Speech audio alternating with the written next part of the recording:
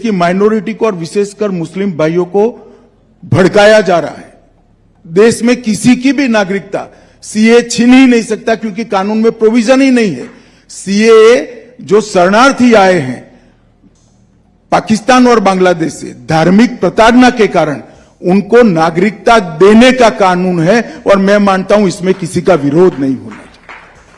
Hello दोस्तों, स्वागत है आपका आज की स्मार्ट पे। तो 11 मार्च सन 2024 से सिटीजनशिप अमेंडमेंट एक्ट यानी कि नागरिकता संशोधन अधिनियम 2019 लागू हो चुकी है। अब इस नियम के लागू होते ही हमारे भारतीय समाज में कई तरह की गलत जानकारी और गलत फहमियां फैल रही है कि ये जो कानून लागू हुई है ये भारतीय मुसलमानों के विरुद्ध है, यानी कि इस नियम के लागू होते ही भारतीय मुसलमानों से उनकी नागरिकता छीन ली जाएगी या फिर भारतीय मुसलमानों से उनके भारतीय होने का प्रमाण मांगा जाएगा। तो इस तरह की अफवाहें इस नियम के लागू होते ही हमारे समाज में बहुत ही तेजी से फैल रही है। तो ऐसे में यह बहुत ही जरूरी हो जाता है कि इस कानून की एकदम सटीक एवं सही जानकारी भारत के अधिक से अधिक लोगों तक पहुंचे, जिसे मैं इस वीडियो के माध्यम से पहुंचाने वाला हूं। तो इसलिए वीडियो आप सबके लिए बहुत ही अधिक महत्वपूर्ण साबित होने वाली है, इसलिए वीडियो को पूरा अंत तक एकदम अच्छे से बिना स्किप किए जरूर से देखिएगा। तो फिर चलिए इस काम में देरी क्यों, आइए शुरू करते हैं।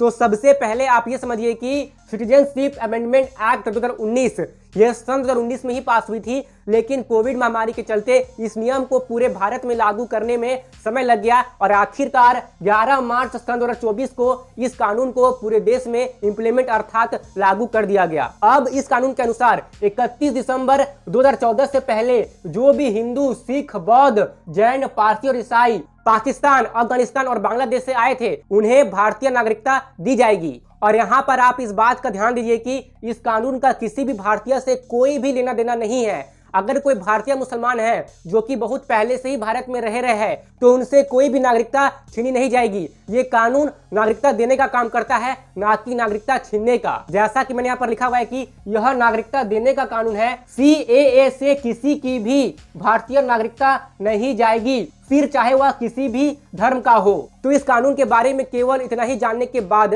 यह बात सिद्ध हो चुकी है कि यह कानून किसी भी भारतीय और भारतीय मुसलमानों के विरुद्ध नहीं है, अर्थात इस कानून का किसी भी भारतीय और भारतीय मुसलमानों से लेना देना ही नहीं है। पर यहाँ पर लोगों में यह बात उठ रही है कि इस कानून में मुसलमानों का नाम क्यों नहीं है, यहाँ पर क्यों केवल हिंदू, सिख, बौद्ध, जैन, पारसी और ईसाई लोगों का नाम है, इसमें मुसलमान क्यों नहीं है। तो आइए मैं आपको समझाता हूँ। पहले यहाँ पर यह बात आप समझिए कि मुसलमान देश के नाम पे पहले ही भारत ने अपना विभाजन सह लिया है। जैसे कि पाकिस्तान, अफगानिस्तान और बांग्लादेश ये तीनों ही देश भारत से निकले हैं। तो भारत ने पहले ही अपना बंटवारा मजहब के नाम पे सह लिया है, तो भारत वापस से इन देशों के मुसलमानों को भारत में नागरिकता क्यों देगी। वैसे भी तीनों देश इस्लामिक देश है और ये तीनों देश खुद को एक इस्लामिक कंट्री भी क्लेम करते हैं। और वैसे भी यह कानून केवल उन लोगों के लिए है जिन्हें वर्षों से उत्पीड़न सहना पड़ा और जिनके पास दुनिया में भारत के अलावा और कोई भी जगह नहीं है। यानी कि इन तीनों मुसलमान देशों में पाकिस्तान, अफगानिस्तान और बांग्लादेश में हमारे हिंदू भाई बहनों के साथ क्या हुआ है ये बात अब तक किसी से छुपी नहीं है कि कैसे वहां पर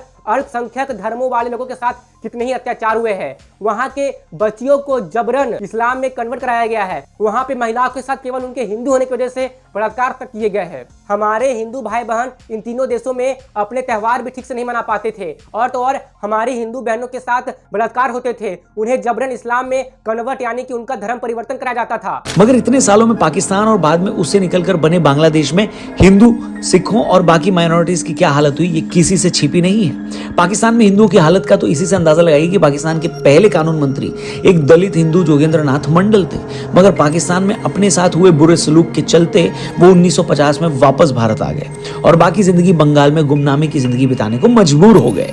भारत में बहुत सारे लोगों का मानना था कि पाकिस्तान ने नेहरू लियाकत समझौते के तहत अपनी माइनॉरिटीज को सिक्योरिटी नहीं दी थी, इसलिए यह भारत का फर्ज है कि वो इन देशों में रहने वाले हिंदू, सिखों और बाकी अल्पसंख्यकों को सुरक्षा दे।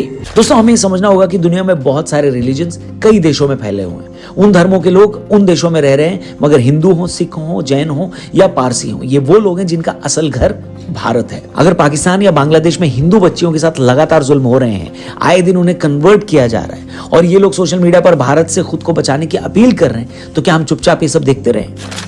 उधर तो कह नहीं सकते हमको दुख होता है।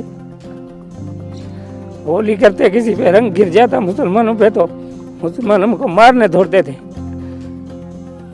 अब ऐसे में जब ये लोग इतने सारे अत्याचार सह करके भारत में शरण लेने के लिए आए हैं, जो कि वास्तव में भारत के मूल निवासी ही है, अगर वे खुद पे अत्याचार होने के कारण इन तीनों देशों से भागकर भारत में रहकर यहीं पर बसना चाहते हैं, तो क्या ऐसे में ये भारत की जिम्मेदारी नहीं होती है कि हम इन लोगों की सहायता करें? क्योंकि आपको ये बात तो माननी पड़ेगी कि जिस देश में जिस भी धर्म की ज्यादा संख्या है वो देश खुद को उसी धर्म का बताता है। जैसे कि पाकिस्तान में ज्यादा संख्या मुसलमानों की है, इसलिए पाकिस्तान खुद को मुसलमानिक देश बताता है, इस्लामिक देश बताता है। और वही हाल अफगानिस्तान, बांग्लादेश का भी है। ये सारे देश भी खुद को एक इस्लामिक कंट्री बताते हैं। वैसे ही जिन देशों में अधिक जनसंख्या क्रिश्चियनों की है, तो वो देश भी खुद को एक ईसाई कंट्री बताती है। और ऐसे में पूरे विश्व में केवल भारत ही ऐसा देश है जहां पे हिंदू मेजोरिटी में है, फिर भी हमारा देश भारत किसी अन्य धर्म को मानने वाले लोगों को भी अपने यहाँ शरण देता है। और वैसे भी भारत के अलावा जो भी देश है, अगर उस देश में कोई भी अल्पसंख्यक धर्म वाले लोग हैं तो उनके ऊपर अत्याचार होता है। ऐसे कई मामले रेगुलर हमारे सामने आते रहते हैं। इसलिए हमारे देश भारत ने अपने इस उत्तरदायित्व को समझा है और इस बात को समझा है कि जो कि हमारे भारत देश के ही पहले के मूल निवासी है, जो कि पहले भारत के ही थे, लेकिन देश के बंटवारे के कारण वो उस देश में रहने लगे। अब जब उनके ऊपर अत्याचार हो रहा है तो क्यों ना हम उन लोगों को अपने इस आज के भारत देश में शरण देके उन्हें भारतीय नागरिकता दे। और इसी के लिए ये कानून लाया गया है, सिटीजनशिप अमेंडमेंट एक्ट, यानी कि नागरिकता संशोधन अधिनियम। तो अब मुझे आशा है कि अब तक आपको ये बात समझ में आ गई होगी कि इस कानून का किसी भी भारतीय और भारतीय मुसलमानों से कोई भी लेना देना नहीं है। इस कानून का लेना देना केवल उन लोगों के साथ है जिन्होंने इन तीनों देशों में अपने अल्पसंख्यक होने के कारण काफी उत्पीड़न सही है। तो अब जो भी हिंदू, सिख, बौद्ध, जैन, पारसी और ईसाई 31 दिसंबर 2014 से पहले भारत में आए थे, वो सरकारी पोर्टल में जाकर अपनी भारतीय नागरिकता ले सकते हैं। तो अगर आपको ये वीडियो पसंद आई है और यदि आपको जानकारी काम की लगी तो कृपया करके इस वीडियो को लाइक कीजिए और साथ ही औरों के साथ शेयर जरूर से कीजिए ताकि जानकारी अधिक से अधिक लोगों में फैले। और इस चैनल को सब्सक्राइब करके जो पास में बेल आइकन है उसे तो जरूर से प्रेस कर दीजिएगा